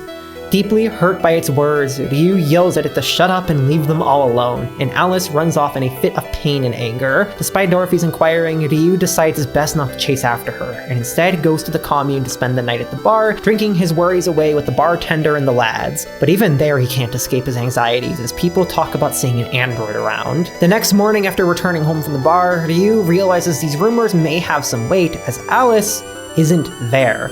Though he doesn't know it, she ran off not to some part of the tower, but to the harsh, barren desert to try and forge her own way forward, struggling in the heat and sand and realizing in what could be the last moments of her life that this entire time she truly has been lonely, desperate for connection, and desperate to be treasured. And yet now there is nothing left. Her bridges are burnt and there is no one to care for her. Realizing that Alice may be gone for good, Ryu finally confides in Dorothy his true feelings, that he doesn't know how to connect with people, that his child as an orphan raised by a robot kept from humanity, told to fear the world, hurt him. All this time, all he's desired is connection, yet he's felt unworthy of it from people, unable to find it in the robots he truly cares so deeply for. Quote, "You two are robots, you're not humans, you don't have hearts. I've told myself that so many times, and yet I can't even speak of myself as a human. You and Alice aren't failures. I am. It's me. I'm a goddamn failure of a human being," unquote. All of this leads Dorothy to ask if Ryu doesn't love Alice deep down, and to confess that she loves Ryu. And is something like that not what he desired? Is what he really wanted from the both of them mere practice as he always claimed? And this leads him to an epiphany, dashing out to the desert alongside Dorothy to chase after Alice, who is struggling alone with her own discoveries that she does not hate Ryu, not even her scalding and assault word of hatred, but unclear and confused emotions, and a longing for connection. Ryu realizes that at the time he created Alice and Dorothy, he did not understand what he wanted. Conversational practice? Workers? Carnal pleasure? No, what he understands now is that what he desired all this time was family, companionship, friendship, the things he has always sought in life but always been denied. And so, Alice found through her tracking device, Ryu apologizes for everything he's done and asks if she won't come back now. As family with him and Dorothy. As the conclusion to the first act of the story, there is a lot to unpack, most important being Ryu's turnaround and realization. Not only him coming to terms of how he's hurt the people around him, but him realizing why he's done the things that he's done. It is in part because he sees himself as a failure of a person, someone who barely qualifies as a human because they can't understand other humans. And that, mixed with the prejudices he was taught as a child, led him to lash out against the world. This is a big part of why I think reading Ryu as autistic adds a lot to this story, as this very strongly parallels how internalized ableism and bigotry can lead people struggling with neurodivergencies to lash out against people they see as exhibiting the same traits or they see as others like them. For many, having been raised hearing how wrong it is to be abnormal or even harassed for things like stimming, asking too many questions, or whatever other nonsense, these same people being harassed can turn into harassers in an attempt to fit in and seem normal, to control social order. As I described before, I myself struggled to feel comfortable around other queer and openly autistic people during my teenage years because I'd heard so much of this growing up, so much hatred and vitriol that I didn't know what to do with, amplified by being seen as a man, someone who shouldn't feel too strongly, show anything too strong. And so I bottled it all in and I hid everything. I even ridiculed other people for a time to appear normal. This unfortunately didn't get any better after moving out and being roommates with someone who was honest about being queer and autistic, but very much believed the best way to live with those was to enforce order and keep it low. I was criticized for dressing too feminine or too revealing. I was mocked for stimming and having emotional difficulties, and in general, I was told I could not be accepted like this, that I should simply be normal for the sake of it, to blend in and pass. They were someone who was bullied a lot growing up and subsequently took it out on me, both in frustration and a bizarre, contradictory hope I wouldn't face the same. What we see in these moments, however, is a hope for people to be able to realize who they are and connect with other folks that are just as odd as them. Ryu finds kinship and acceptance with Dorothy and Alice and all their quirks, and the emotional fulfillment that comes from a bond in which he can be honest with who he is, where he can prosper, where he doesn't have to try to hide anything and pass as a normal person, is unrivaled by anything else. And of course, course, for the both of them, it's wonderful too. It's the exact kind of bonds that the beliefs which Ryu was told as a child, which so many people are indoctrinated into, attempt to deny. Because solidarity with those who aren't normal, those who aren't fully human, and acceptance of oneself as that shows how artificial these systems are, and how they contradict the human desire for connection and altruism. But then, this leaves a question. How does one group become a villainized other? The history of the robots here presents a very realistic parallel. The story which Gaia tells of robots gaining sentience and hearts and rebelling is only a half-truth, as hints and dreams placed throughout the narrative tell a different story. In the 2020s, a corporation known as Fantasian succeeded at creating robots for the purpose of labor, before slowly growing their reach into broader markets. Over the years, however, particularly in 2047, when sophisticated deep learning led to them surpassing human mental faculties, things began to deteriorate. Robots rioted for labor rights, to end their abuses at work, and to combat the mistreatment of sex bots. Humans couldn't reach a compromise because they saw robots as tools, and robots possessing sentience refused to stand for this. Things only came to an end when a superweapon known as Apocalypse was deployed against them, a mass genocide that killed not only all robots, but had other effects on the Earth which Mother and Gaia have both never taught to Ryu. While what truly happened doesn't become clear until the end of the third act, all of this, and particularly Gaia leaving out so much of this when talking to Ryu, adds significant depth to Ryu's bigotry, as it demonstrates how history is often rewritten and retold in order to hide why certain groups did what they did and what they actually were, so that violence and hatred can be perpetuated. A perfect example of this is with how leftist groups across the world have been taught to people as being groups of violent radicals when many were far from it. The Black Panthers in the US, for instance, were taught to me as being a group of destructive extremists, when in actuality they rarely used violence outside of self-defense situations. Instead, they were focused on providing mutual aid, education, and support not just for disadvantaged Black people, but for all minorities in hopes of forming solidarity. Similarly, Mother does marginally describe why robots began to rebel by mentioning the labor rights and abuses of sex work androids, but still ultimately frames it as a fault of the robots for growing out of their initial purpose of being human servants and desiring more. It is the fault of robots for growing hearts and wishing to be seen as full people and not the objects they were initially seen as. It's partly through these reinventions of history and ongoing events that prejudice and hatred are able to survive, taught to people too young to truly understand how what they're being told is blatantly cruel, uncaring, and intended to make people believe us versus them narratives, rather than see the larger systems that lead to injustice. And yet, simply through knowing these people who are discriminated against, through desiring to see their hearts, one is able to break through the noise and form unity, as Ryu, Dorothy, and Alice have. And thus we reach the second act of Kamimota's story, one which is primarily focused on developing the relationship between the three protagonists through their sexual exploits. And though there is an interesting theme within those I will discuss very shortly, there is still some other development which happens during it, including Dorothy and Alice finally traveling out to the commune with Ryu. In Ryu's absence over the last while, cracks in the community have really begun to show. Without constant maintenance, the water tower which the city relies on has deteriorated, and the religious bend is more apparent than ever, with many of the villagers earnestly believing that Dorothy and Alice are angels descended from heaven, come to help take care of them in these desperate times. That, combined with Father Williamson moderating a witch trial against a woman accused of spreading disease and murdering animals, thankfully decided in her favor by the end, leaves a decidedly bad taste in the mouths of the two androids who came with high hopes. Also, pretty much all the men in the city are grossly misogynistic towards Dorothy and Alice, which does not make any of them feel comfortable. The only person who doesn't really offend is Lily, who actually sees through Ryu's attempts to conceal the girls' identities by calling them his sisters, and inquires if he doesn't feel something more from them, and them, him.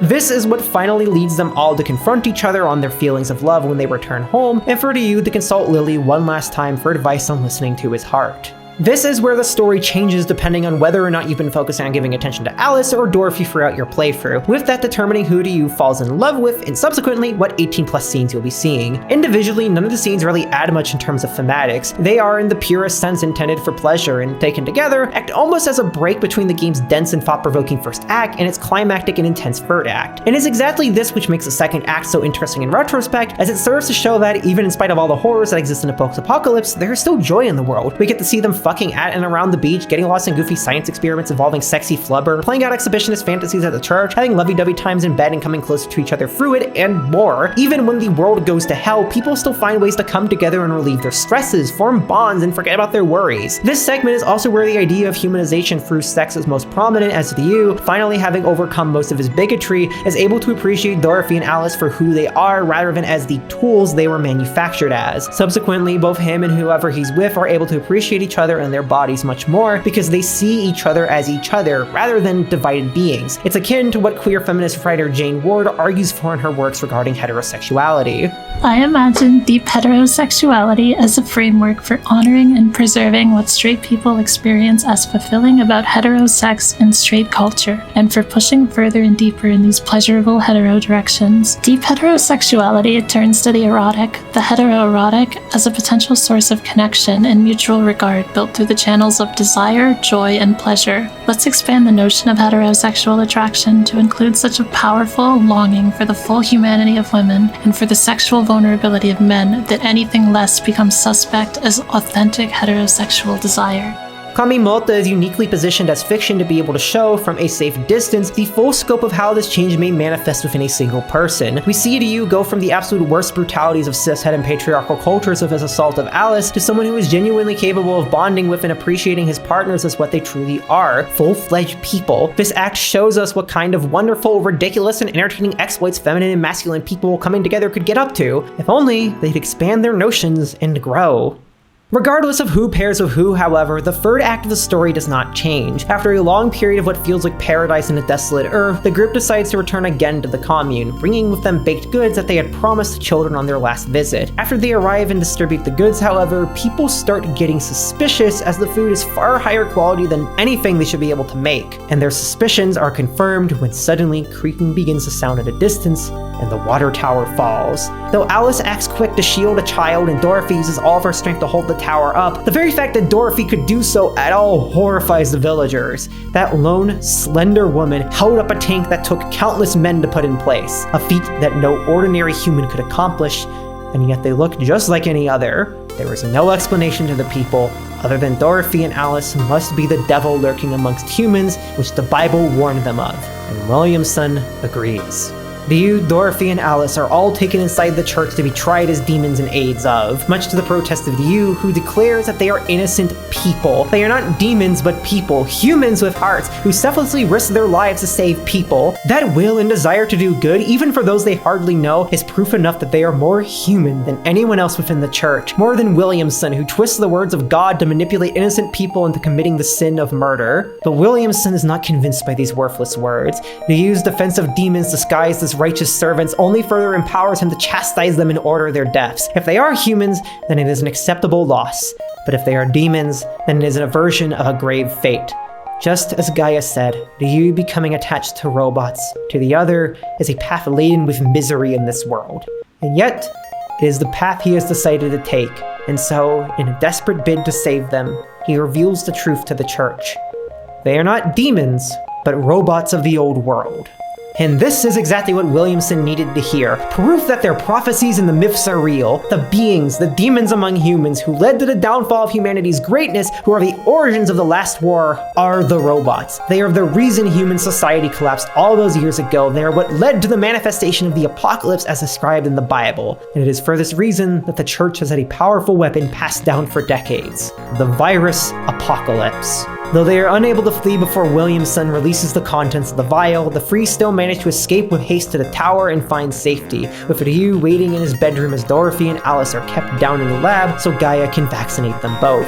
But the villagers, even people who considered Ryu a friend mere hours ago, are not satisfied with him just fleeing, and instead follow him to the tower in order to set fire and kill its inhabitants. Ryu, awoken by an alarm and Gaia initiating its defense mechanisms, is warned not to try and leave to save his companions, because though they can be rebuilt, he, humanity's savior, cannot. But what does this purpose matter when humanity has done nothing for him, when the ones he loves are in danger? It is this determination that leads him to run down and try to save them, and though he does find them, he is soon consumed by the flames and the wreckage and rendered unconscious. Hi, Recording Noel here. The CG of Ryu's burn scars is really fucking gruesome, so I will let you know when it's over if that's something you're sensitive to. Okay, bye. Days later, he wakes up with Dorothy and Alice by his side, and a newfound sense of pain radiating through his body, with second-degree burns all over. And as much as they attempt to have him not look at a mirror, insisting that he'll recover soon and should wait, he makes his way to one despite the pain, and finds his face horribly scarred. Rather than believe his life to be ruined, however, he accepts what has happened to him, and they accept him as he is. To him, it is the face he got in exchange for saving their lives. It is something better thought of as a source of pride. Perhaps the most devastating consequence of this all, however, is what happened to the villagers, whom the Free find laying dead on the lab floor downstairs. But not charred. No, according to Gaia, their death was not caused by the fires, but by apocalypse. Okay, the video is safe now, please enjoy Bishoujo Mangekyou 3. Because as it turns out, what ended humanity was not the war, but our own hubris, as the very same bioweapon we developed had a critical flaw that was missed due to its production being rushed through without proper testing. As such, everything from animals to robots became targets of the virus, and within 1 year, humanity wiped out almost the entirety of life on Earth. Scant few survived the pandemic, with Ryu being one of the lucky few, saved by Fantasian researcher and his mother, Tatsuko, who put him into cryosleep as the tower systems worked to develop a vaccine. Systems which were modeled after Tatsuko's brain patterns. All this time, Ryu has never been an orphan unloved by the world and humanity.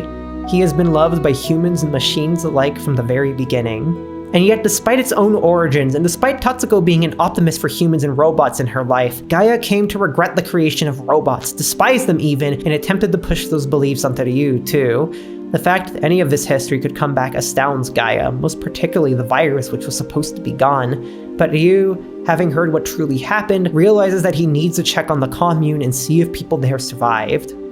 But of course, all of them passed away, foolish deaths caused by the folly of not only failing to learn lessons from the humanity of long ago, but embracing them as literal gospel, life so easily extinguished for no reason other than violent hatred of an outgroup, cast in society as demons when they are truly just fighting for their rights. Innocent people misled to their deaths. Defeated and hopeless, Ryu can do nothing but fall to the ground and scream at the heavens, wondering why humans make the same mistakes over and over. And yet, just as he loses hope for humanity, someone he had only seen a few times shows up. It's the Boogeyman. That lone man who dwells in a desert, cast out from society, is in fact not so lone, as he is part of a tight-knit community who have braved the cruel conditions of the desert and the world for ages. Having lived through so much, he does not fear a mere virus, nor does he revile the robots which Ryu loves. Instead, he has simply lived and come to show Ryu something important. While he was out cold, those sunflowers he had been so desperately trying to nurture finally bloomed despite it all. And though Ryu was confounded by his own survival in the face of so many innocents dead for an unjust cause, the Boogeyman simply tells him this. Humans are certainly foolish, repeating the same mistakes over and over again. But even so, isn't it best to keep trying, no matter how many times? Unquote. Ryu finally realizes that in the end, there isn't any way forward other than to keep trying and keep trying together, as humans from a long-gone era, as androids once believed to be the scourge of the earth, as others cast out from society for their differences. There's always a way forward, no matter how desolate things may seem. If only we can join together. This final portion of the story leaves a lot for the reader to think about, and the reason I didn't interject as much as I have elsewhere in this video is because everything that happens and is brought up is deeply intertwined. The truth behind the apocalypse and how it was turned into fuel for religious extremism, how the protagonists become othered from society and find solidarity with the Boogeyman, and how there is still hope at the end for everything to be rebuilt. To go in order, the reveal about what truly happened in history I think is a sci-fi shit bricks moment on par with what Watanabe pulled off in the previously covered and now translated Harakuru, which you should check out. It confirms the suspicions of humans being their own downfall that readers such as myself had while reading, but in a very grounded and realistic way, pulling on actual virology to explain how apocalypse turned against us, and showing how trust in science without due process can be our downfall. This is not based on nothing either. In the field of medicine, failures to conduct proper trials led to the drug thalidomide being put on market as a miracle med with no warning about it causing nerve damage and severe birth defects, which is actually part of why medical testing is as strict as it is now. And historically, attempts to use bioweapons in wars, such as in the war crimes the US committed during Vietnam by using Agent Orange to destroy natural plant life, have led to soldiers of colonizers suffering the same as those it is deployed against. If there's ever going to be an apocalypse scenario, putting climate change aside, I feel like it's going to be something akin to the failure to respond to a pandemic even more grave than the Rona, and or a failure to contain bioweapons, which Kamimota shows. But what makes this even more interesting is how these events have been historically spun. Gaia and Mother both clearly told half-truths to Ryu, seemingly so he wouldn't grow to hate science and humans for their own hubris, and could instead fulfill something akin to a monomyth, a strong man destined to save all of humanity with an ultimate power only he can obtain. And yet, trying to force this onto him only led him to become someone destructive, sad, and lonely, forced to isolate himself from those he could find solidarity with, and forced to follow a narrative because it's how it's meant to be, just like many men in real life are told to follow reductive and damaging narratives because it's how it is. The story shows us how this not only hurts the individual and those around them, but also how it is still possible to change from it, ultimately subverting it in these final moments of Ryu seeing himself as merely another person among other people, and capable of doing everything by himself. And the church shows how hierarchical institutions like religious cults have an incredible ability to subsume real-world events into their own mythology and create views of the world that are only marginally based in truth. For instance, the joke that I made earlier about the Seventh-day Adventists was not just my epic female sense of jocularity on full exhibition, but actually an apt comparison, as that branch has an infamous tendency to fall into biblical conspiratorial thinking, something explored in a video by the creator Knowing Better, which is totally not how I learned about them. This leads me to discuss my ultimate point in the video and what the church very aptly demonstrates through their superstitious beliefs. How anybody can become the other in society simply through violating what is the norm. Despite Dorothy and Alice doing incredible things for people and even saving their lives, the beliefs that the commune holds regarding how demons manifest, seemingly a merger of anti-robotic syncretism in the Bible passage 2 Corinthians 11:14, lead them to believe that there can be no good in them because they are little more than demons walking among us. Even you, who had just finally become someone well trusted in the commune in the first act after who knows how long of trying, after everything he's done for them, has almost all of his trust taken away because he led demons to them. It shows how anybody can be cast out of hierarchical systems simply for daring to challenge or even support challenges of the status quo, such as supporting minorities. And this outcome is one that was not hard to predict, given it's shown earlier how the commune casts the boogeyman out and doesn't even give him the courtesy of his real name because he's physically different from them and has suffered diseases, even though he's a kind, caring, and immensely resilient person, part of an immensely resilient community. It mimics how disability and physical differences are seen as manifestations of bad character unruliness, something often seen in how a character being ugly or looking too different is thematic language for them being bad in some way, even though disability and changes to physical features can happen to anybody at any time and don't reflect character at all. This is why I really love the twist of the boogeyman this entire time, as someone who was outcast for being different is secretly one of the most trustworthy and knowledgeable people. Likewise, I love that Ryu sees his burns as prideful, not shameful, and that Dorothy and Alice love him all the same because what matters is who he is deep down. But also, like, he does kind of look hotter after he gets a skin graft. Like, that scar makes him look like he's had a hard time, and I think my pregnancy meter got filled. But this isn't how much of society sees any of this, which puts me back on track. In oppressive hierarchical systems and under oppressive rule, nobody is truly free, and everybody is at risk of being tossed aside. What makes a human is what society believes constitutes a human, and often those who are not considered human are considered such simply because, like robots, they have been deemed exploitable. Everybody is at risk of becoming exploitable. Everybody is at risk of losing their humanity for any time at any reason, be it realizing queerness or becoming disabled or having robotic parts or whatever else, and people need to understand this given where our world is headed. We have historically seen that societies which embrace exclusionary doctrine doom themselves to violent self-destruction with a wide blast radius, with the most obvious example being fascist nation-states during the Second World War. And there are more than a couple of major countries that are now threatening to either head in this direction or have already crossed the Rubicon into it. Many people support these regimes because they believe that they won't be attacked, that it's only going to be the bad groups and the bad apples within good groups. They have been taught that whatever the scapegoat of the year is deserves to be attacked and exiled, as seen with the vitriolic attacks on the human rights of trans people worldwide, with the US now seeming to take charge and double down on it because what else does the US do except just do everything but worse? That's American exceptionalism. We have been painted as everything from biblical demons to sexual deviants, attackers of rights to violators of innocence. We have been stripped of our rights as the whole fucking country watched, and so much of it decided to not just do nothing, but support it or be complicit. I have seemingly lost the right to ever go back to the land that I was born on without fearing for my life. And regardless of whether they succeed at silencing us or not, they're simply going to move on to another, do this all over again, and repeat it either until they're forced out of power or until they start winning. They will keep going and going and going until the fascists have no one to eat but themselves. And by that point, they might not even have them, as the rhetoric and methods escalate from verbal harassment and stripping of rights to the use of surveillance and eventually genocide. Genocide that could possibly be done through means which will catch the in-group with it and others in its radius. We are already seeing this happening with mass deportations catching US-born citizens. I don't believe an apocalypse is coming anytime soon, nor that we are under threat of something like an all-encompassing virus any more than the pandemic is still going on and being massively understated.